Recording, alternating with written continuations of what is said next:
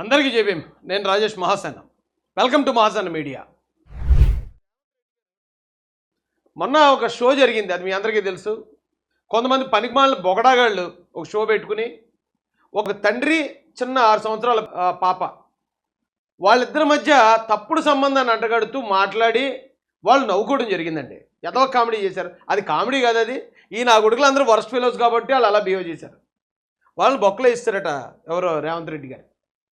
ఆ తండ్రి కూతురు ఎక్కడోళ్ళు కాదు, వాళ్ళు ఎక్కడో ఫారిన్ వాళ్ళు. ఫారిన్కి చెందిన 6 సంవత్సరాల బాలికను అవమానించిన కారణంగా తెలంగాణ సీఎం రేవంత్ రెడ్డి గారు ఒక ఐఏఎస్ కొడుకును కూడా చూడకుండా ఈ ప్రణీత్ గారిని బొక్కలో తోసేయడం జరిగింది తెలంగాణలో. ఈయన ఒకనే కాదండి, వీడితో పాటు ఇంకొక ఇద్దరు ముగ్గురు ఫ్రెండ్స్ ఉన్నారు, వాళ్ళని కూడా అరెస్ట్ చేయాలి. ఎందుకంటే వీడు మాట్లాడించాడు, వీడికన్నా వర్స్ట్గా వాళ్ళు మాట్లాడారు, వాళ్ళని వేసేయాలి.